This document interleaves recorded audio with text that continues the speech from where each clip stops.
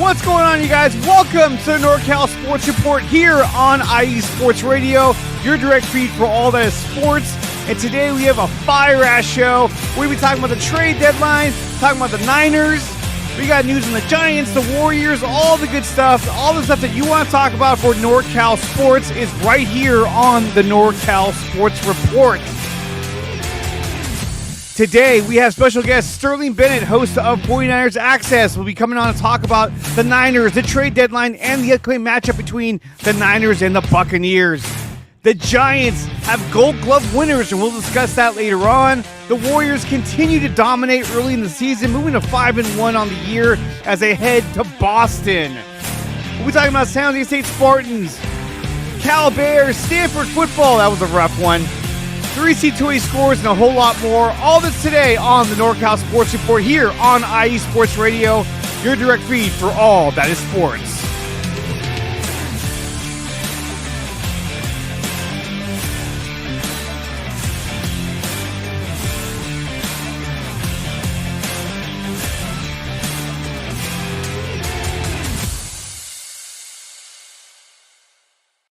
What's up, you guys? Welcome to the NorCal Sports Report here on IE Sports Radio, your direct feed for all that is sports.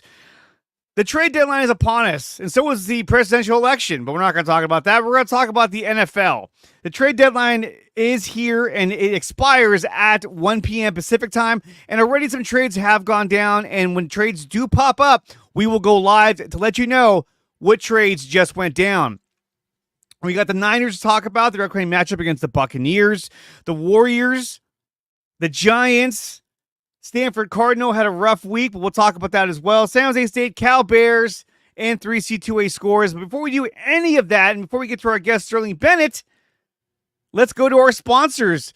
And guys, before we even get to our sponsors, make sure that you follow IE Sports Radio over on X, IG, Facebook, TikTok, YouTube, and it's at IE Sports Radio. You can find IE Sports Radio over on wherever you find any of your podcasts. Apple Podcasts, Spreaker, Spotify, you name it, it's there. Check it out, IE Sports Radio, over wherever you find your podcasts. Also, check out IESportsRadio.com. There you'll find an entire catalog of all the shows that we have to offer here on IE Sports Radio. From different parts of the country, covering different teams, different regions. Check out IESportsRadio.com. And when you're there, check out IESportsRadio.com/the NorCal Sports Report. That's this show right here. That way you'll never miss a single episode of the NorCal Sports Report. And while you're on there, go to IESportsRadio.com/shop, where you can pick up some merchandise to help support the network. They have hats, hoodies, banners, all kinds of stuff. Check it out, IESportsRadio.com/shop. You can follow me personally over at NorCal Sports IESR, that's the NorCal Sports Report handle over on X. And you can follow me over at Dre Area Sports on X and also on YouTube. Make sure you like, share, and subscribe to my channel on YouTube. That's Dre Area Sports. And also make sure that you like, share, and subscribe to IE Sports Radio over on YouTube. We're trying to get this channel to over 1,000, and I think we could do it because this NFL season has been great. And the Niners, though they're 4-4, they're still very, very much in it. This show is brought to you by Planet Jerky Premium Brisket Beef Jerky. The jerky that's on a whole other planet. You can follow them on Instagram over at Planet Jerky. You can also place an order for that premium brisket beef jerky over at planetjerky.net. We're also brought to you by Seal the Deal Wax Seals by Cecilia B. You can follow them at @SealTheDeal_wax seals over on Instagram. And if you want to place an order for the wax seals, you can do so right here at IESportsRadio.com/seal the deal wax seals. Definitely good stuff. And with that, we're going to take our first break. When we come back, we're going to have Sterling Bennett from 49ers Access on the show to talk about the 49ers, the trade deadline, and their upcoming matchup against the Tampa Bay Buccaneers. Guys, you're listening to the NorCal Sports Report on IE Sports Radio, your direct feed for all that is sports.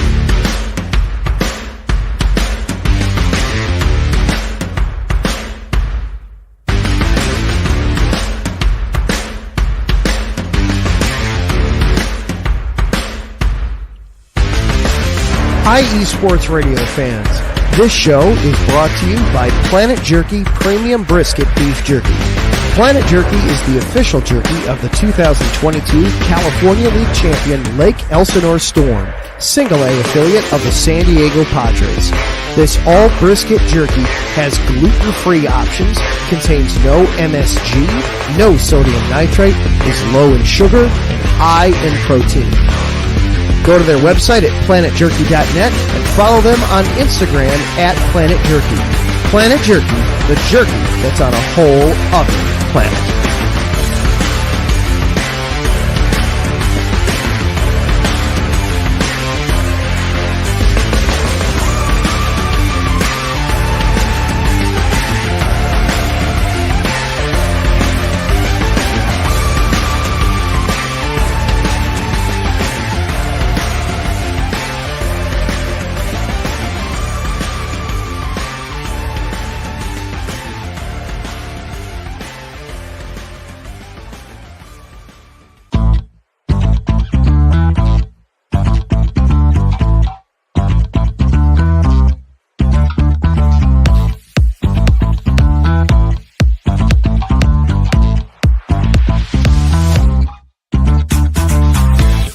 Hey there, IE Sports Radio fans. Be sure to check out our sponsor, Seal the Deal Wax Seals by Cecilia B. You just finished your very own wedding or baby shower invitations and you're looking for that extra special touch? Maybe you just wrote a letter to a relative or a friend and you want to add to their smile when they receive it. Then seal the deal with Cecilia's handmade sealing wax stamps for your invitations, letters, and gifts. You bring the deal, we'll bring the seal. You can find them on Instagram at sealthedeal_wax stamps and on Facebook, Seal the Deal Wax Seals.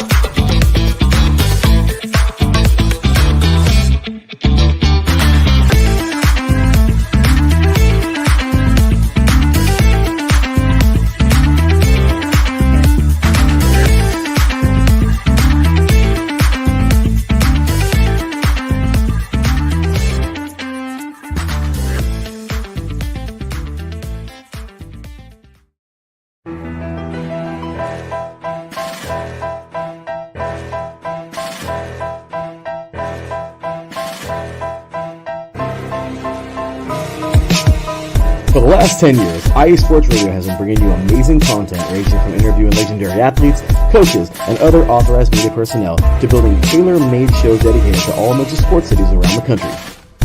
Make sure to follow us at IE Sports Radio on X, Instagram, Facebook, TikTok, and YouTube to keep up with the latest in sports and with all of our shows. Also, make sure to check out our daily updated website at iesportsradio.com. At iesportsradio.com, you can see our daily show schedule and check out all of our show pages with personal bios to learn a little bit more about each of our awesome hosts. In addition to our show pages, you can catch the iSports Radio blog, Hall of Fame, Fans of the Month page, and our merchandise shop including t-shirts, tank tops, caps, long sleeves, hoodies, and more. For now over a decade here at IE Sports Radio, we've continued to be by the fans, for the fans, and we thank you all for your support and for making IE Sports Radio your direct feed for all that is sports.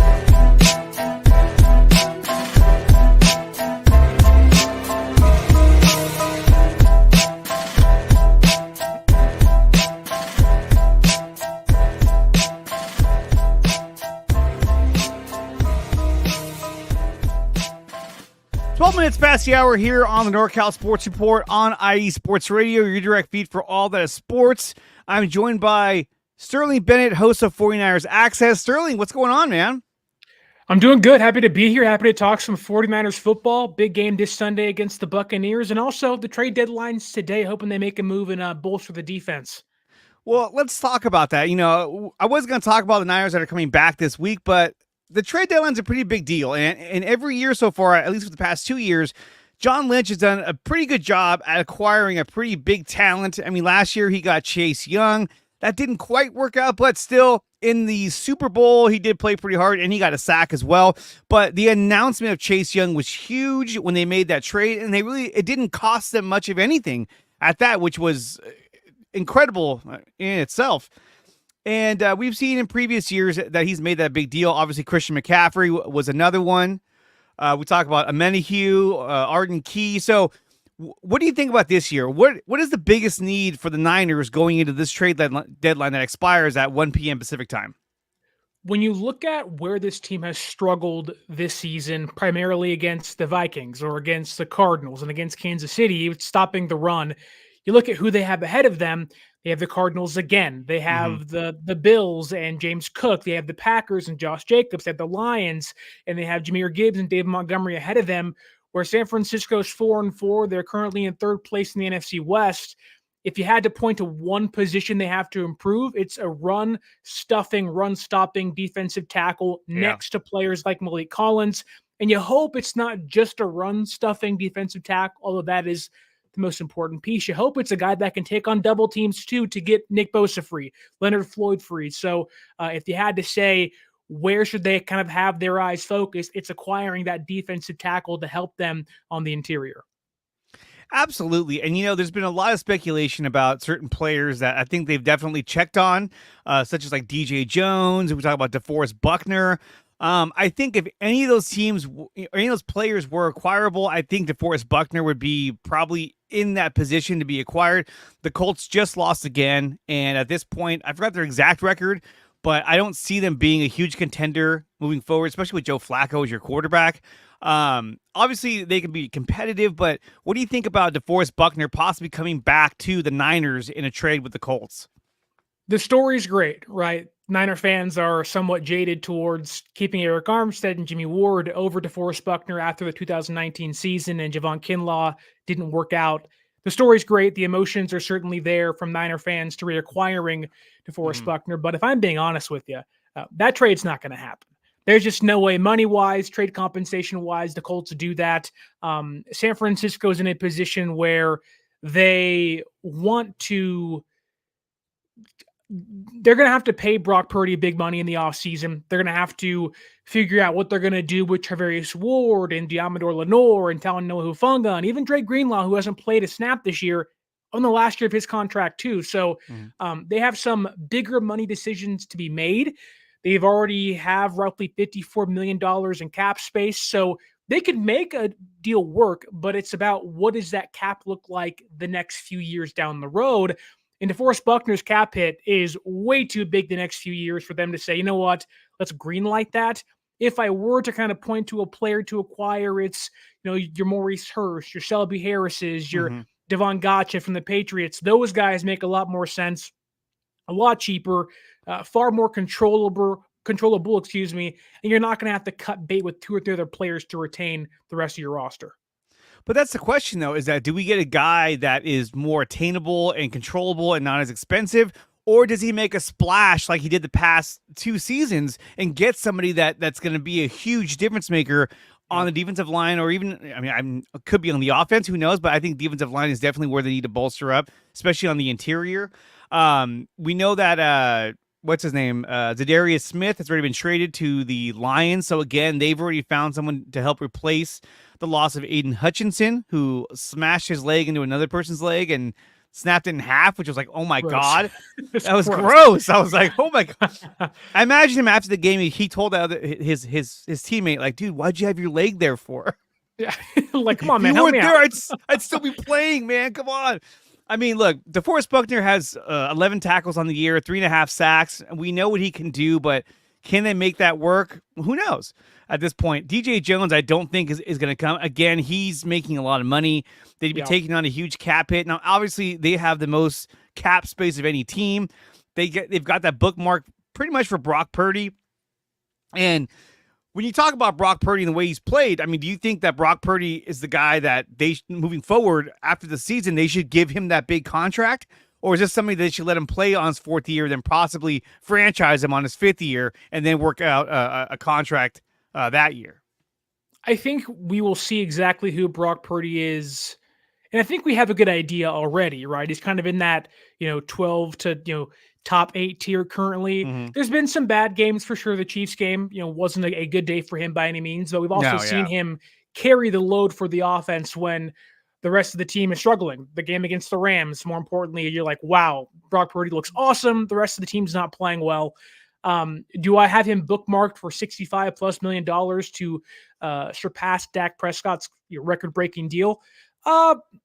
I don't know. I also haven't listened to John Lynch's recent podcast with Tim Kawakami, so maybe he put some stuff in there. But I think when you're looking at what the Niners can do at the trade deadline in regards to Brock Purdy's contract, it is important to say they can fit anybody in this year. They have plenty of money. There ain't nobody walking through that door making $55 million in dead cap this year. It's not going to happen. But it's about carrying over the cap into next year in free agency and seeing what you can do. Obviously, San Francisco can rework deals. The reason why you hear about DeForest Buckner and DJ Jones and Devon Gotcha and players like that is because, okay, the Niners can realistically acquire a big name player or a player that is going to be on the roster the next 2 or 3 years and then cut Javon Hargrave in free agency and save about $8 to $12 million. So there's a way they can maneuver the cap and make a big splash still. But let's say Brock Purdy's going to make $60 million. Okay, well, that cap hit's not going to be exactly 60, but the Niners can make moves this year. I think it would behoove them to make deals that extend far beyond this year. This should not be a one-year wonder, go out last dance and see what you can do. This should be, let's build for the win this year, but also build for next year as well. But that's the thing, too, is that, as much as I agree with that, obviously you don't want to hamstring yourself, going forward. But you're in your Super Bowl window now. A lot of these players are not going to be here next year. I'm looking at guys like Talanoa Hufanga, who might not be here next year because of the emergence of Malik Mustafa. Dre Greenlaw, I think, will be back. I think they're going to make that a priority to bring him back because they've seen what he can do and what he can bring. Now, obviously, we haven't seen him play yet, but based on what he's done in the past, I think they'll make an effort to bring him back. Deommodore Lenoir, I think, will be a guy that they're going to prioritize as well. I think Mooney Ward is on his last year, especially with the emergence of Renardo Green, who's had a high PFF score every single week. And I think that this is a guy that eventually is going to, by next year, will take over for Mooney Ward. So with that being said, the Niners are going to have to make some tough decisions in terms of who they're going to bring back, who they're not, especially when they sign Brock Purdy. But, looking at the trade deadline, they might look at this saying, hey, look, we need to get an impact player now and make a huge splash and just to reinvigorate the team. Getting a guy like, even like a DeForest Buckner isn't just like oh, man, that's it. Now we got him, we're set. But I do agree that an interior defensive lineman is going to help based on who we're playing next. Teams like the Cardinals, teams like the Lions, where they're run heavy. We need to shore up that interior defensive line. We know that even with Javon Hargrave, he was not very good against the run, and a lot of teams exploited that. But I'd still rather have him than not. Although I feel like our defensive line has actually played a little bit better since he hasn't been on the field, which is interesting to kind of look at. But either way, they need to find somebody. And there's been talk about, a defensive end because really you have Nick Bosa and you have Leonard Floyd. And after that, you just have some guys. You have, what's his name? Beal, which he hasn't done much this year. And you have Okuwanu, who they've been using as a defensive tackle more than they've used him as a defensive end. So already you're pretty shallow. You're basically just Nick Bosa and Leonard Floyd as your two. Now you're going to get Gross Matos back later on this year, but it seems like if they could get another defensive end that could spell Leonard Floyd and Nick Bosa, that would keep the defensive ends fresher throughout the game. Are there any defensive ends that you like? Yeah, I think, when you look at who's out there, there's obviously Jadeveon Clowney from the Panthers, but you're on the hook for the next 2 years after this season. So do they want to commit, 3 years to a player that in the past has had some injuries and, has had his ups and downs for sure? I'm also not sure that he'd want to leave Carolina having played college football there and he's from there. He may say, no, I don't want to leave. Albeit I don't see why you wouldn't want to leave one of the worst teams in football to go to. Yeah, right. You should be cheering and praying and hoping it happens. But I also think maybe if you look at what the Giants are doing, they are a young team, not winning football games, but also like their young players are playing relatively well. They almost beat the Steelers. They beat the Seattle Seahawks, which isn't saying much, but it's saying something, right? They just need a new quarterback. Daniel Jones is terrible out there. So once they get a new quarterback, are they maybe leaning towards keeping Azeez Ojulari, who I think they won like a 5th round pick or a 4th round pick for. Would San Francisco do that deal? Maybe you go to the Titans and maybe you do a 2-for-1 and give me Arden Key and give me Sebastian Joseph Day, who were both here in previous seasons. I know people may kind of balk at Sebastian Joseph Day, but if you listen to what talked about, that the Niners really are kind of looking for depth, not a star. And if that's the case, Ojulari becomes your 3rd edge rusher behind Bosa and Floyd. It allows Gross Matos to play the inside-outside versatility, which is why he was signed in the first place. Think Charles Omenihu, but a lesser version of that in previous seasons. But if you get Arden Key, that becomes your edge rusher 3, and Sebastian Joseph Day, that becomes your defensive tackle number 3 or 4. You do put yourself in a good position to kind of bulk up and say, you know what, we're not going to buy heavy, but we're going to buy smart. And I kind of think that's where John Lynch is right now. They're not going to be aggressive at getting these nice star players, but they'll play, okay, how can we improve but not break the bank if necessary? Yeah, I think the Arden Key, Sebastian Joseph Day, if they're able to, combo those guys together and get that trade done, that would help immensely in terms of your overall depth. I think that's one thing that they're lacking is depth because of the injuries that they've taken on. Although you have guys like Evan Anderson, who continues to have a high PFF score, but then again, his snap count isn't the highest, but I think his potential is there.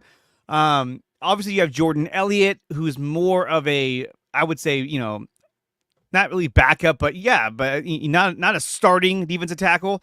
But I think he's more in the support role. That's where he thrives more. But I would love to see, now this is, we're going to go really unrealistic here. I would love to see the Niners make a move. Yeah, Patrick Mahomes and Andy Reid, combo them together for Javon Hargrave.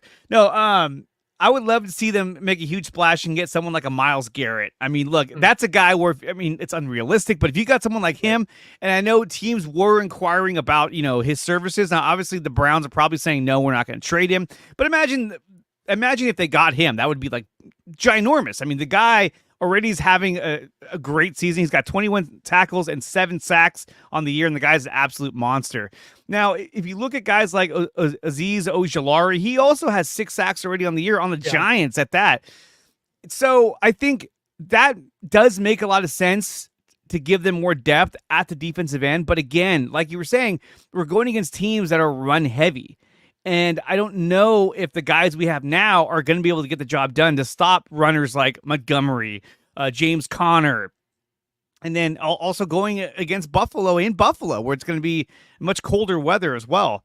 I posted a tweet or a post, whatever you want to call it, speculating because Larry Krueger had mentioned that people in Miami were talking about how the Chiefs may be looking to move Tyreek Hill. And so I said, hey, maybe, could John Lynch be working up a massive trade where, they acquire Tyreek Hill?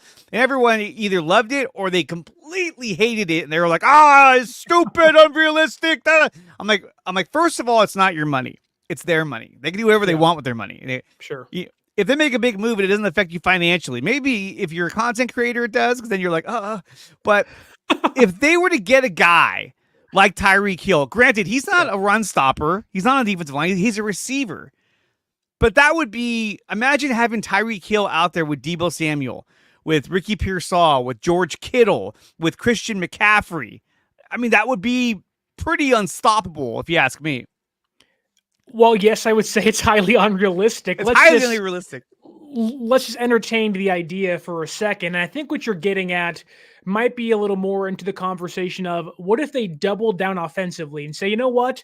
There's no run-stuffing defensive tackle out there. Any edge rusher we acquire is not going to help us this year, next year. It's not going to put us over the top defensively.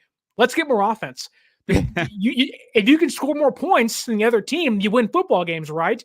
Right. And yes, if you pair Tyreek and CMC, hopefully he's back to full health against the Bucs relatively soon. You have Jordan Mason, the NFL's 4th leading rusher. You have Brock Purdy playing great football. You have Jennings back and Deebo back. You have Kittle playing at a all-pro level. Like, you put that much offense on the field and stop it, teams are going to say, we can't. And if that's the case, you win more football games.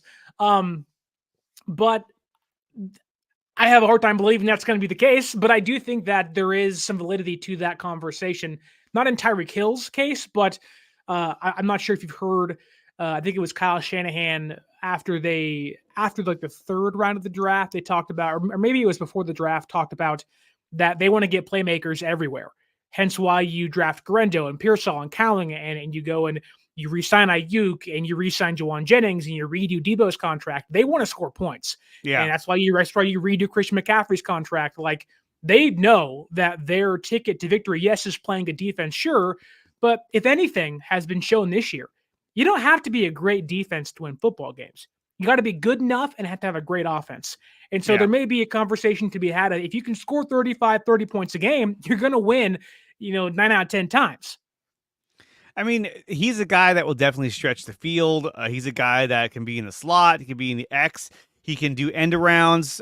He can do a lot of different things for you. And I think he would open up a lot of passing lanes for Brock Purdy. Now, one of the statements that I kept getting in responses was saying, "Oh, well, Purdy's arm isn't strong enough to hit Tyreek Hill anyway," which is like, bro, enough. Okay.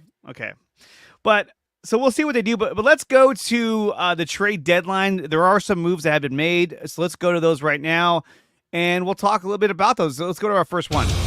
IE Sports Radio News Update. So we got the Saints sending four-time Pro Bowler Marshawn Lattimore to the Washington Commanders. Now, this was a guy that was linked to the Kansas City Chiefs, and thank God they didn't get him. If they would have got him, I'd have been like, oh, here we go again.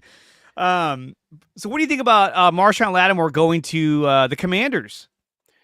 For the Commanders, it's great. You have a young team that, really have no business being as good as they currently are. The expectation was you'll probably be third place in that division, but the Cowboys have been terrible. The Eagles have been fine. They've been good. Saquon's out there hurdling people backwards in Philadelphia, and the Giants stink. So they're capitalizing on a young team. It's exactly what San Francisco wanted to do with Trey Lance. It's exactly what they've done with Brock Purdy. Young quarterback, a rookie contract. They got McLaurin. They have Danny Brown. They're running the football with Eckler out there and Brian Robinson. They said, you know what? We have, although multiple positions of need, we have one real specific need. We have to stop the pass. Too many big plays are being given up, and you get a veteran, former Pro Bowl cornerback that, although maybe is past his prime, can definitely elevate your defense to a point of saying, you know what? We can go toe-to-toe with Philadelphia. A.J. Brown, Devontae Smith, meet Marshawn Lattimore again. That's what this is. This is them capitalizing on a team that is playing above the expectation, but also playing really great football in a division where it's probably going to come down to that week 16 to 17 range for the NFC East. I mean, just winning off that Hail Mary alone, I was like, oh my God. It's just one of those years. Okay, let's go to our next update. IE Sports Radio News Update. So we got another big-time trade. We have the Jets sending Mike Williams to the Steelers. Now, the Steelers have always been looking for another receiver. We knew about that when they were trying to get Brandon Ayuk back in the day, which feels like 2 years ago, it feels like. But now they've landed Mike Williams. I think this will help them out. I think the Steelers want more weapons offensively for Russell Wilson, who looks better. His first game, he looked awful. But after the first game, he's looked better, and he looks like a better option than Justin Fields. What do you think about Mike Williams? I'm a little concerned about the injury, but I get the Steelers are desperate. I get Williams is healthy, but the Jets have been kind of working him in slowly over time. But man, the way that the Steelers have operated this year, they've been monitoring receivers since the offseason, whether it was Debo or Ayuk or Adam Thielen, or they almost had Christian Kirk. The Steelers, I think, are going for it. They realize that the Bengals are kind of in the middle of the pack of like, what are we doing? They're 4-5 now. But Joe Burrow's getting hot again. The Ravens are great. Lamar Jackson's the best quarterback in football this year, but they realize that they're in a great spot. They've overachieved this year. Wilson's looking more like vintage Russ each and every week so far. How long can that last? You get Pickens, another weapon out there. You have Calvin Austin. You're running the football extremely well, and you already have a great defense. Like, my goodness, do I think Mike Williams makes a massive impact? No, but he's a body you didn't have yesterday. That's what this is. It's you hope that the deal pays off and he plays up to who he once was in Los Angeles. But again, he's probably the worst receiver on the market, not named Jonathan Mingo. Also, it looks like Preston Smith, a linebacker, the Packers are sending him over to the Steelers. So they're gearing up, they're loading up, and you look at their division. Really, it's just the Ravens that are the biggest threat to them. The Bengals are at 4-5. What was it? Joe Burrow's like, we have to win 5 out of our next 6. I think that's doable. Yeah. I was like, really? They're the 2021 49ers again. Yeah, I was like, no way. But who knows? I mean, stranger things have happened. But so we'll see how this pans out for the Steelers. And we got another update. So let's go to that right now. IE Sports Radio News Update. Okay, so this is something that you had talked about. So a lot of teams are asking about Azeez Ojulari. New York is looking for a high 5th-round pick or a late 4th-rounder for per sources. I think the Niners could pull this off. I really do. Yeah.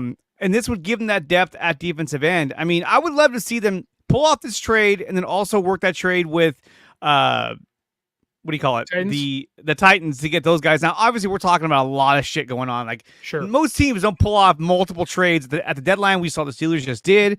So it is possible, but I think Ojulari would help them out immensely. Guy already has 6 sacks with the Giants, who are, I think they're terrible. So what do you think the Niners should pull the trigger and just go right after this guy?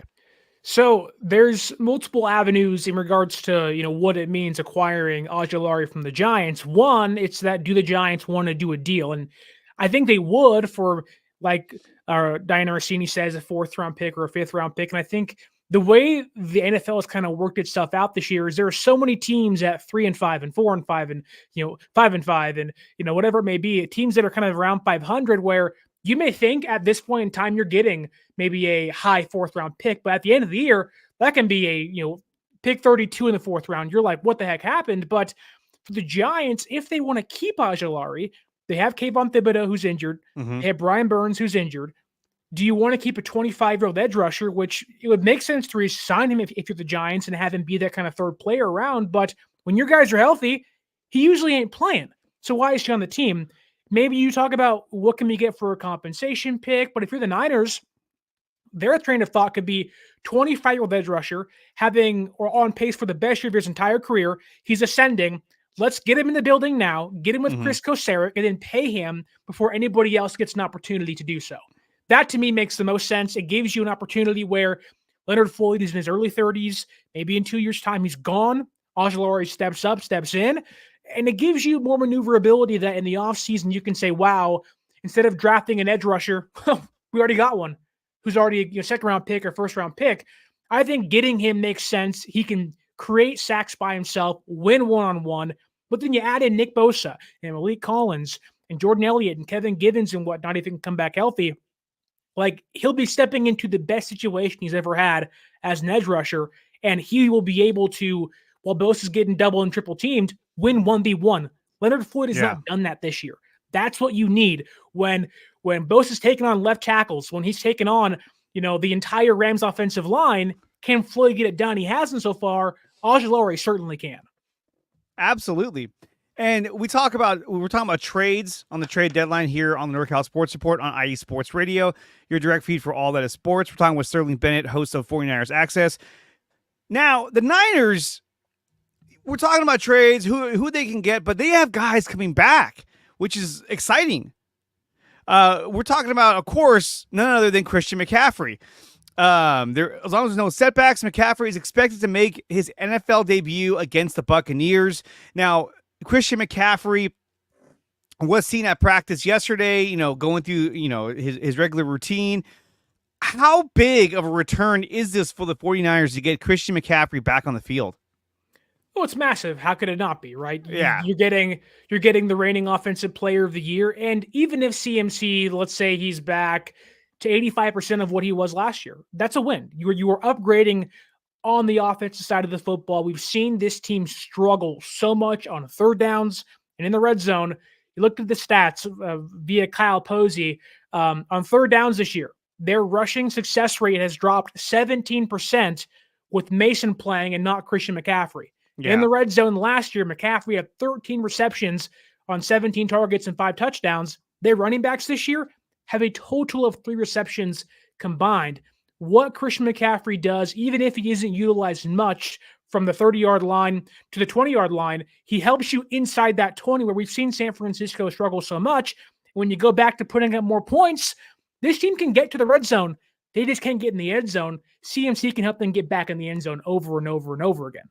I think so. And the distraction he causes just by being out there in the field, it's just one more guy you have to account for, especially in the passing game out of the backfield. I feel like with Jordan Mason, when he's in the backfield and he comes out, when he comes out of the backfield, that defenses don't see him as a big enough threat as a receiver. While with Christian McCaffrey, they're like, okay, watch him.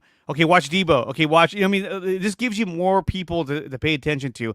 Now, of course, they also did open the practice window for a few of the players.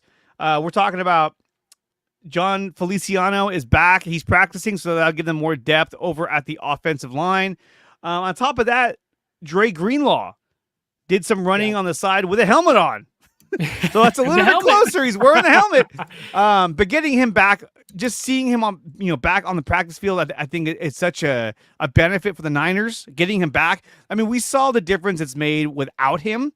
And I think people are realizing, and the Niners are realizing, how valuable he was with Fred Warner out there and how much they did defensively last year at that.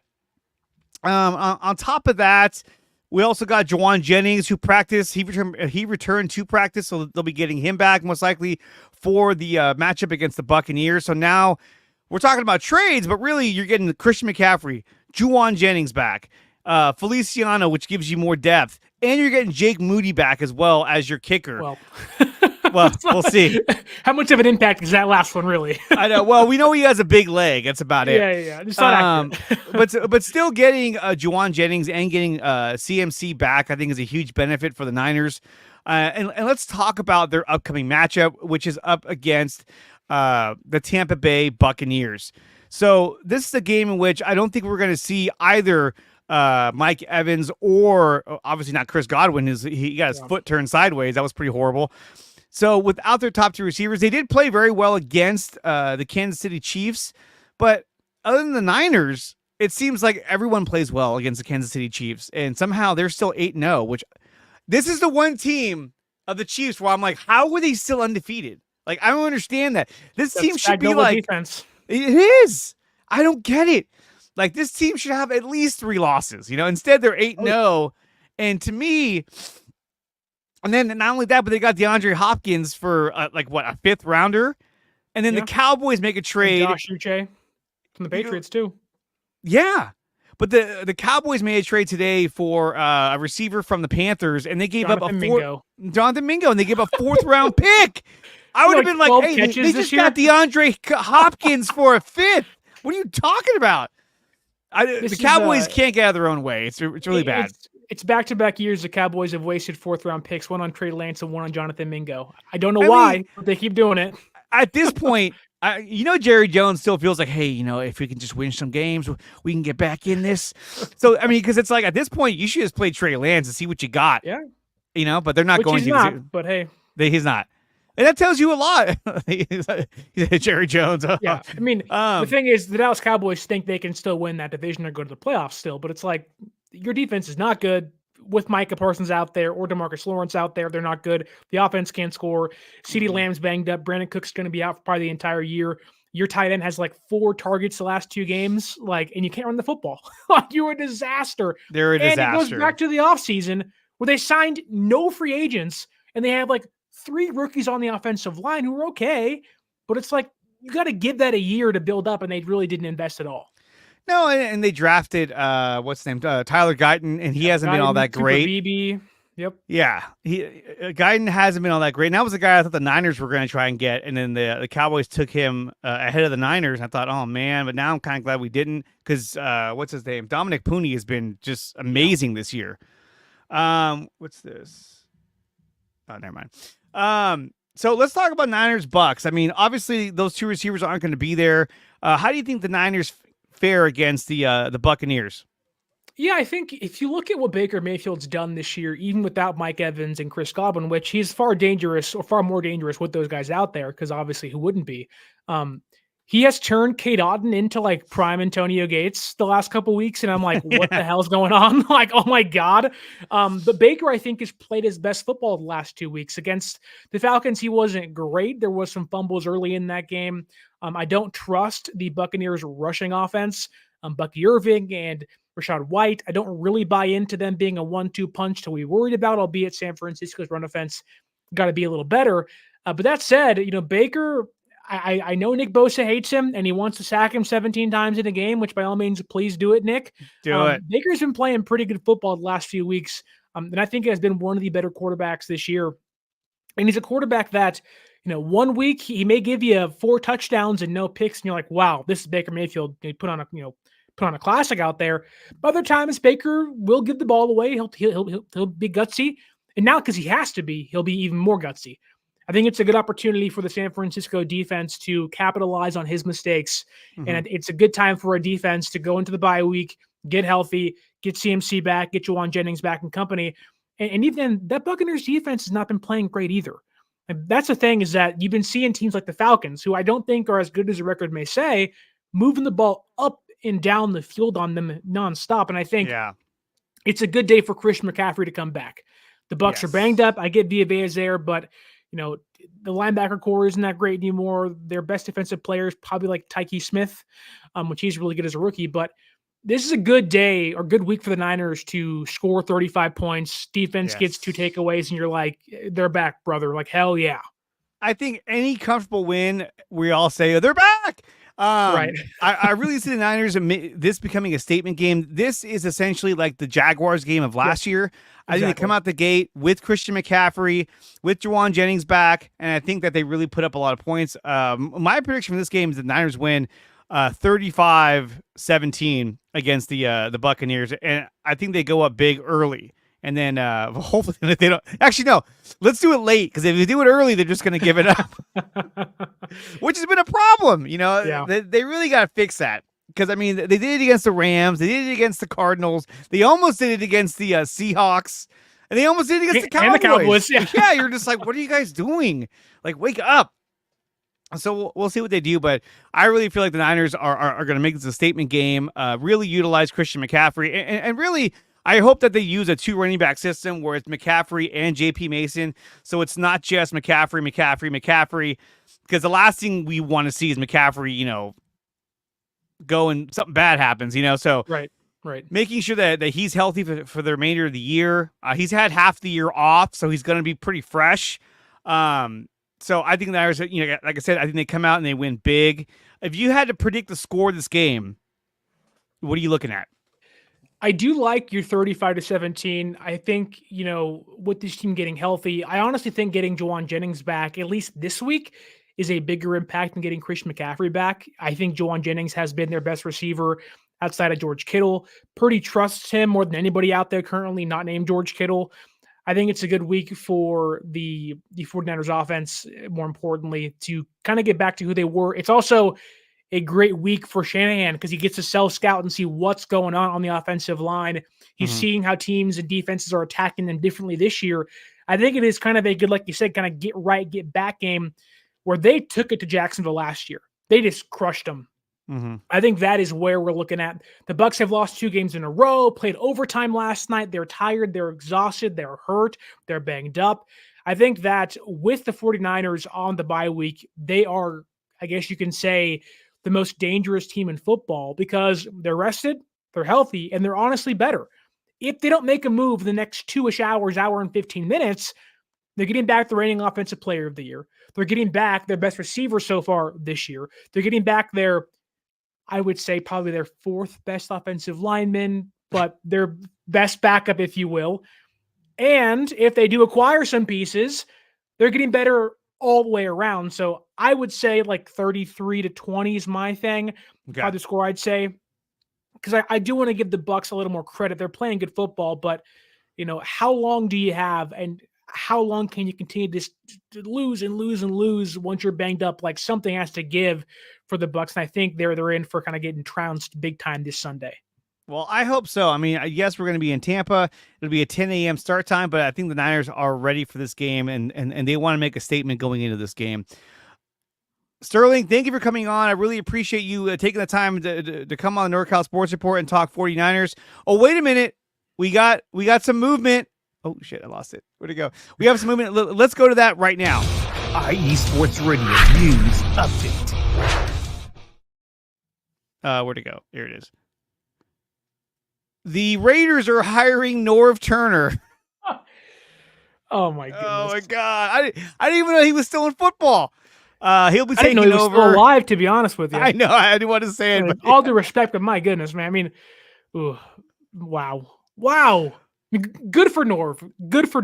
yeah, good for Norv. Got him off the couch or whatever he was doing, and he'll be running the offense for the Raiders. I don't believe they brought him back. He was there 20 years ago. Just give me Norv. Like, He'll be able to take it over. it's such an outdated offense of what he's run. There's a reason why he was been fired like 30 different times. He only had like 5 different jobs. Again, all due respect, it's worked for a lot of years, but my goodness, man, the fact that he still has a job, or I guess is getting a new job in the NFL, is crazy. That's like Crazy for the Raiders. when the Redskins rehired Joe Gibbs. I was like, oh my God, you can't. Or the Raiders bring back Art Shell. Like, Oh, what's remember going that? on, It man? was like, like what what are we doing? I was like, bro, come on, man. You're living in the past. You can't do that. But Shout Sterling, out to thank you so Las much. Vegas Raiders. I know. Sterling, man. what do you got cooking for the rest of the week, and where can they find you and all your content? Yeah, you can find me on social media at 49ers.access is the Instagram, 49ers_access is the X or Twitter. If the Niners make a move today, and even if they don't, we're streaming this afternoon, reacting to the NFL trade deadline. And on Thursday, every Thursday before a Sunday 49ers game, we preview that game, dive into how they can win, how they can lose, matchups to watch. And now you can find that on YouTube at 49ers Access and on the audio podcasting platforms as well. And that's one thing I need to do. Like, I have a few other channels. I have 2 other channels, but like, I need to get these streams on podcast form, which is not very hard to do. Like, if anyone tells you like, oh, it's really hard to get it on, it's not very hard. You download the audio. You can use Spotify, and it'll put it on all the other platforms. So it's just a matter of not being lazy. So I guess I got to get my my shit together. But Sterling, thank you so much for coming on. I appreciate it, and we'll have to do this again, man. This is awesome. Yes, sir. Anytime. Guys, you're listening to the NorCal Sports Report on IE Sports Radio. When we come back, we'll be talking some San Francisco Giants and the Golden State Warriors here on IE Sports Radio, your direct feed for all that is sports. What's up, sports fans? You're listening to IE Sports Radio, your direct feed for all that is sports. I'm your favorite West Coast Wisconsinite, Bernie Bango, and if you're a cheesehead, come listen to my show, Big Cheese Sports, where we road trip around America's Dairyland, previewing, reviewing, predicting, debating, and digging into all that is Wisconsin sports at the college and pro levels. Join me on IE Sports Radio, Sundays at 1 p.m. Central Standard. Bernie out.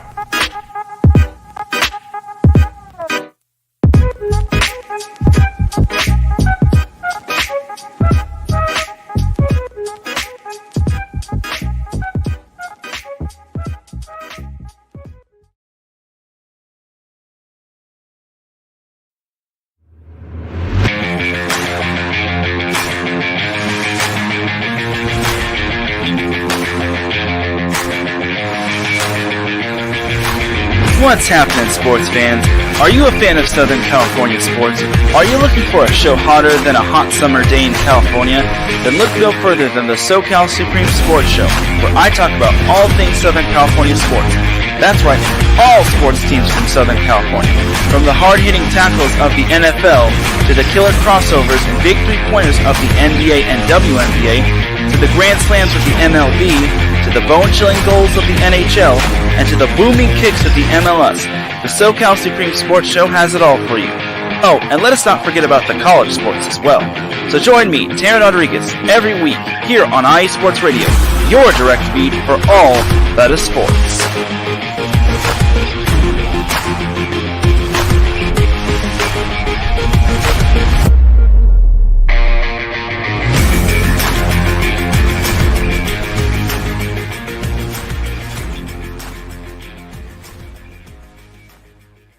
$11:53 as we approach the 12 o'clock hour. Trade deadline is coming up faster, sooner. It expires at 1 p.m. We'll see if the Niners make a trade to better their team going into the trade deadline. We'll find out really, really, really soon. I want to thank Sterling Bennett for coming on the show, talking about the Niners. But now we're going to switch gears. We're going to talk about the Golden State Warriors. Now, the Warriors are off to a great start. They are 6-1 on the year, and they are firing on all cylinders. They recently didn't have both Andrew Wiggins and Steph Curry, and they beat the Pelicans in back-to-back games, which I thought was crazy. They played back-to-back games at home against the same team, but they knocked them both out, which was great. And they also had a huge game against the Houston Rockets, in which they were up by 35 points. They blew that lead, but they were able to hang on and win. And last night, they played against the Washington Wizards, Jordan Poole's Washington Wizards, and they won by a final score of 125-112. Kuminga had a big game. He was 7-15 shooting. He had 15 points and 6 rebounds. Kevon Looney only had 4 points, but he had 10 rebounds, 5 offensive and 5 defensive rebounds. That's amazing. I love Kevon Looney. Buddy Hield, 28 minutes. He shot 7-14. He was 3 of 8 from three-point land. He had 20 points. He was a plus 14 when he was on the court. He also chimed in with 5 defensive rebounds as well. So that was awesome. But Steph Curry, of course, he also shot 7 for 15. He had 24 points. He was a plus 9 when on the court. Draymond Green had 18 points. My God. When you have Draymond Green scoring over 10 points a game, that means that you're firing on all cylinders. And I love seeing Draymond score 18 points a game. He was a plus 11. Not only that, but he had 8 total rebounds, 7 defensive rebounds, and 5 assists as well. He's doing it all and really helping out this team. And they are a handful. And that's the problem for a lot of these teams, is that they can't handle the depth that the Golden State Warriors bring. And we still don't even have DeAnthony Melton back. When we get him back as well, the amount of defensive guards that we throw at other teams, such as Gary Payton, such as Jonathan Kuminga, DeAnthony Melton, Moses Moody, for that matter. These guys are all good defenders. And it gives them, and don't forget Kyle Anderson. He has a great basketball IQ, and he's a good defender as well. And so the depth this team brings at other teams is just a lot. Now, depth is something that the Boston Celtics are used to because their team is built on depth, and that's one thing that they thrived on last year, which got them to an NBA championship. Now the Warriors, sort of copying their model of what they did last year, created a deeper team with more defensive players, more shooters, just more guys to throw at you. And we're talking about a 12-man rotation, almost a 13-man rotation if you account for Lindy Waters III. So with that being said, I think this next game coming up against the Boston Celtics is going to be a big challenge for the Warriors. I can see them winning this game because they have the firepower to match the Celtics, but the defense is where the Warriors stand out. They're one of the top defensive teams in the league, and I think they'll give them a hard time in terms of running their offense. And we saw even against the Wizards, who has the youngest starting lineup, or I think it's the youngest roster in the league, they had a hard time scoring points. I mean, it was close through all 4 quarters, but the difference was the first quarter, 29-20, in the third quarter, 39-26. But they made it hard on the Wizards to run their offense, and that's what I love the most. Jordan Poole, ex-Warrior, he shot 8 for 20. He was 2 for 10 from three-point land. He's shooting over 50% from three-point land, and he had 24 points. And then Keontae George, he had 20 points. He was 6 of 17 from three-point land. He shot 17 three-pointers. Like, my God. Keyshawn George. I'm sorry. I'm Keontae. Keyshawn George. It's like, bro, if it's not working, just keep shooting. That's his mentality. That's like the Klay Thompson mentality. It's not working. I'm just going to keep shooting. But still, the Warriors took care of business. They moved to 6-1 on the year. Now they have a gauntlet coming up where they have to go to they have Boston, they have Cleveland coming up, and they have OKC. So these are going to be really big games for the Warriors. It's not going to be easy. I mean, these are three of the best teams in the league. The Boston game will be on ESPN as well, so that's going to be huge. But Boston, Cleveland, OKC, then you have Dallas on top of that, where that'd be the return of Klay Thompson to San Francisco. So the Warriors are playing really good. Their ball movement has been really great. Their defense has been outstanding. And the emergence of Buddy Hield to replace Klay Thompson has been practically golden. He has been shooting at such a high rate, and I love seeing him out there, and he's able to move the ball and drive the ball to the rim and finish as well. He's just having a great year, and I thought this was one of the best acquisitions for the Golden State Warriors. He's done such a good job. It's such a good job. He's shooting 51% from field goals. He's averaging about 4 rebounds a game. But he's just been super clutch, and he's been scoring a lot of points. I love it. In his past 4 games, his past 4 games, Washington scored 20 points, Houston 27, New Orleans 20, New Orleans 28. And the guy's just balling right now. And in a few of those games, one against Houston and the first game against New Orleans, he was shooting over 60% from three-point land. I mean, that's huge. That's the kind of contribution we used to get from Klay Thompson, who's kind of fallen back down to earth, but I still think Klay's a good player, so not to shit on him. But the Warriors move on to the Boston Celtics, and that'll be tomorrow at 4:30 p.m. over on ESPN. So that's going to be a big matchup. Now, when we talk about the Warriors, some people talk about, well, what else do they need? Because I feel like they need another scorer. Yeah, they have Kuminga. Yeah, everyone's scoring around them. But you kind of have to have that other star. So there has been talk about what if the Warriors were to go after a guy like Giannis Antetokounmpo.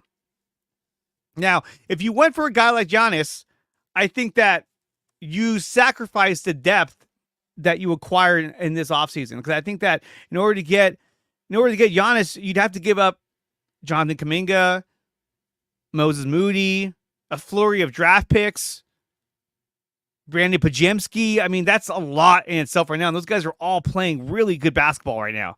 So I think the Warriors could get this trade done, but they would have to include another team, maybe even 2 more teams, so that the impact off of their team isn't as great when just doing it one-on-one with the Bucks.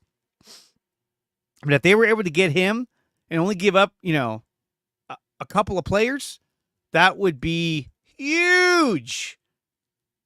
Huge. Getting Giannis Antetokounmpo on the Warriors, they would instantly become NBA Finals favorites. I don't care what anybody says. They would be favorites to win the whole thing. Now, will they do that kind of trade? I don't think they will. It just depends on how much you have to give up. And right now, they don't really have the draft capital to be giving up. They would have to include 1 or 2 teams in the mix. And that takes a lot of organization. Maybe Mike Dunleavy can get it done, but I think that they do need one more superstar on the team. I know there have been talks about the Warriors keeping an eye on Jimmy Butler, but that's a guy that, hey, look, getting Jimmy Butler, hey, that's cool, but I'm not giving up a Jonathan Kuminga or a Moses Moody or a young player for an old Jimmy Butler. I don't think he's the guy who's going to get us over the hump to win yet another championship. So Warriors off to a great start. They're 6-1 on the year, and they beat the Wizards 125-112, and they head over to Boston tomorrow on ESPN to take on the Boston Celtics, which is going to be one hell of a matchup. I'm really looking forward to that. That's going to be badass. Let's talk a little San Francisco Giants. Yes, it's the offseason for the Giants. They hired a new GM, and they got some awards. Both Matt Chapman and Patrick Bailey win Gold Glove awards. That is awesome. Both of them are great defensive players. And Buster Posey, in his first act as head of player personnel, even though he didn't have a title yet, but they pretty much gave it to him that day. He's the reason why Matt Chapman re-signed with us. And Chapman was great this year with the bat and, of course, defensively winning a Gold Glove.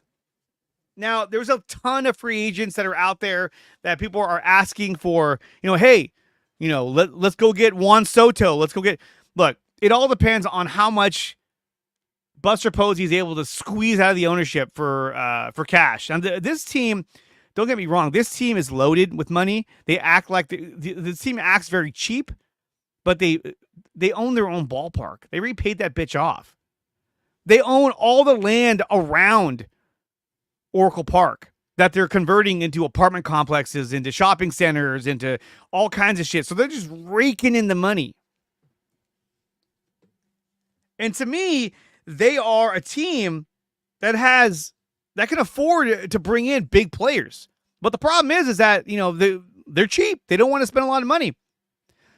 But if they brought in a guy like Juan Soto, who's going to command a fat, gigantic contract, at least he's young. At least he has power. That's a guy I would love to see. I mean, we're talking about a team that already has Elliot Ramos, Fitzgerald, Patrick Bailey, but they need to add more stars to this team and make this a more desirable place. In other news, Blake Snell opted out of his contract to become a free agent. Now, he only had a 1-year option that he could take for about $38.5 million. He decided to opt out to become a free agent. I don't think he'll be back with the Giants. I don't think the Giants are going to go after him. I would like for them to go after him. I think he was probably one of the best pitchers in baseball in the second half of the year. And once he got going, he was pretty freaking dominant.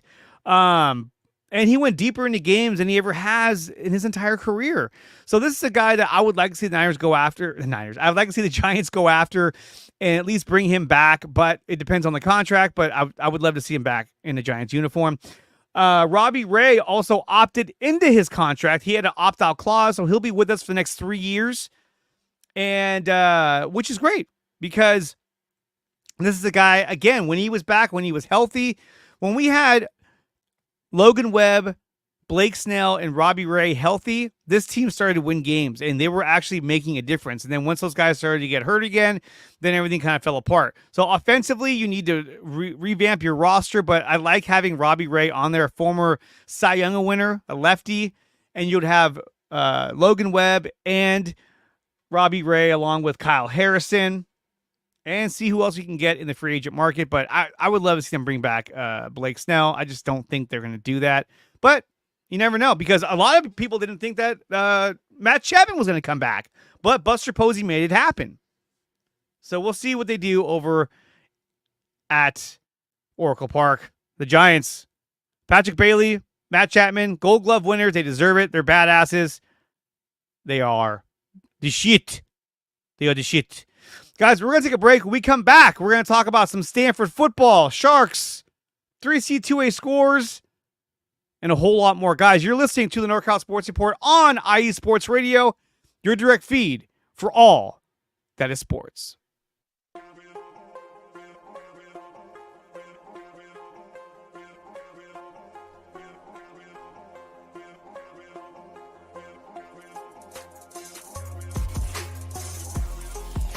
Hello, ladies and sinners. Hello, sports fans around the world. Hello, IE Sports family. This is Cale Henderson, the host of IE Vegas, the Sin City Sports Show, presented by IE Sports Radio. If you folks are interested in sports in the Vegas area, if you're wanting to have a blast for 1 hour, every Tuesday night from 7 p.m. Pacific Standard Time to 8 p.m. Pacific Standard Time, this is a show built for the Vegas sports fans, where we feature the Las Vegas Raiders, the Las Vegas Golden Knights, the Las Vegas Aces, and the University of Las Vegas, Nevada Rebels. Hopefully, fingers crossed, MLB team coming soon. Either way, if you folks are looking to have a blast for 1 hour each and every week, tune in Tuesday, 7 p.m. Pacific Standard Time to 8 p.m. Pacific Standard Time. If you folks are interested in Vegas sports news, go to our Twitter, at SinCities_IESR, and you can speak with me, the host, Cale Henderson, at Cale_Henderson on Twitter. At any time, be happy to reply. Always want to reach out to our fans. Again, the Sin City Sports Show, presented by IE Sports Radio, your direct feed for all that is sports.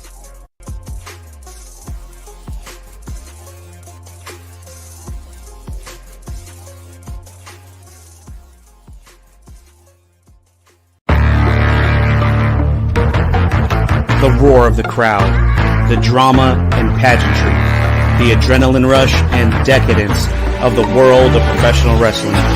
Join yours truly, the SoCal Saint, for the best pro wrestling podcast going today, the IE Wrestling Show.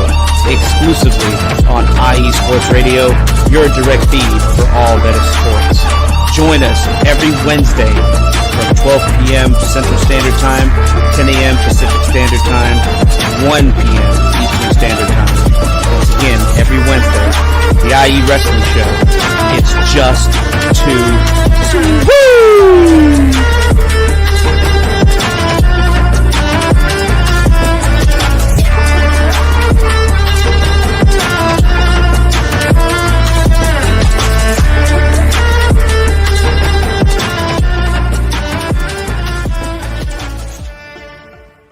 Nine minutes past the hour here on the NorCal Sports Report on IE Sports Radio, your direct feed for all that is sports. There is another report. The Giants are reportedly receiving trade interest in the 2023 All-Star reliever Camilo Doval. Doval had a struggling second half last year and was taken out of the closer position. Could they move him? I think so, depending on what they get back. But anything is possible at this point. Anything is extremely possible when it comes to the San Francisco Giants.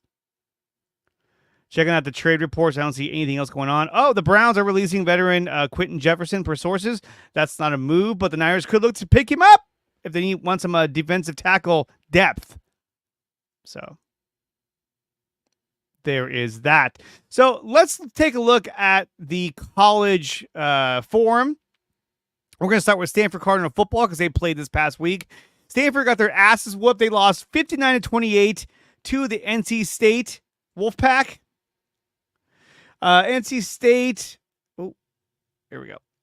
Quarterback CJ Bailey was 18 of 20 for 3 touchdowns. He had a quarterback rating of 237, so he was all over it, dude. Ashton Daniels, 6 of 8. Justin Lamson was 3 for 8. He threw a touchdown and a pick. Ashton Daniels had 11 rushes for 129 yards and 2 touchdowns, so he had a baller day. Unfortunately, that was about all they did right. Stanford falls to a low of 2-7 in the ACC. Going to be a long year for the Stanford Cardinal. I'm hoping they can rebound next year and really make a difference in the ACC. When it comes to the other team out there, Cal did not play this week. They'll play, or didn't play last week, but they'll play this week against Wake Forest. Both are 4-4 in the ACC. Cal is favored by 7 on the road. That's interesting. So hopefully Cal can get that done. Talk about San Jose State Spartans. They also had the week off, but they'll play this week against Oregon State, a team that Cal demolished a couple weeks ago. Oregon State is favored by 2.5 at home. They're one of the only 2 teams left in the Pac-12 for this year. I don't know why it says 12. Should just be the Pac. And so I think this is a game that San Jose State can come out winning and improve to 6-3 as they currently sit at 5-3, 5th in their conference. Let's go over to some, the Sharks also played as well. They lost to Vancouver 3-2. They won on Halloween against the Chicago Blackhawks 3-2. And then they subsequently lost 3-2 to Vancouver. So, good on Halloween, bad against Vancouver. Let's go to some 3C2A scores. We got Sierra taking on American River. American River won 44-41, and they improved to 6-3. Sierra drops to 4-5. San Mateo 51-7 over San Francisco. San Mateo improves to 7-1. San Francisco drops to 2-6. It's been a rough year for San Francisco. Sac City, what? Going up against Modesto. Modesto rocked them 35-7. Modesto improves to 6-2, and Sac City drops to 3-5. Sac City just couldn't get it done, man. Just hang in there. Santa Rosa, they lost 33-31 against Feather River. Hang in there, Santa Rosa. There's better days ahead. I'm sure of it. Butte took out Shasta 55-46. Butte goes to 7-1. Shasta falls to 3-4.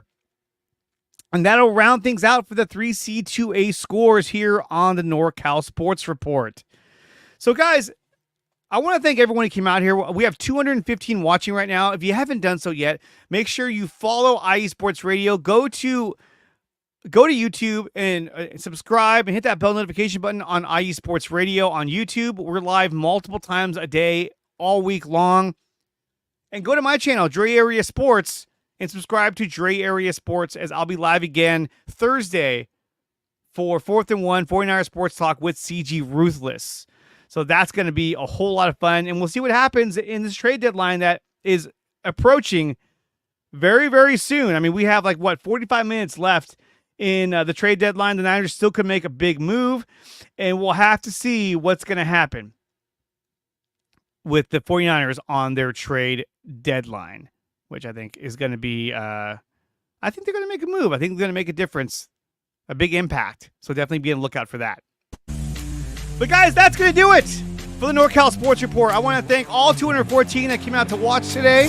Make sure you like, share, and subscribe to IE Sports. Make sure you like, share, and subscribe to Dre Area Sports. That's my YouTube channel. Go to nicotina.net. Become a member of my channel under Dre Area Sports. Make sure you check out iesportsradio.com with a whole catalog of shows that we have to offer, along with merchandise to help support the network. Guys, we'll be live again next week for the NorCal Sports Report. And guess what? NorCal Sports Report, we're going prime time. In a couple of weeks, NorCal Sports Report will be moving to a later time in the afternoon for your drive home. It's going to be great. I'm going to love it. NorCal Sports Report in prime time on IE Sports Radio. All right, guys, I'll catch you guys later. I'm going to go inside and eat lunch. You guys have a wonderful day. Go Niners. Go Niners during the trade deadline. Go Warriors. Go Giants. Go Stanford. Go Bears. Go Spartans. And I'll catch you guys next time. You're listening to the NorCal Sports Report on IE Sports Radio, your direct feed for all that is sports. We'll catch you guys next time. Peace.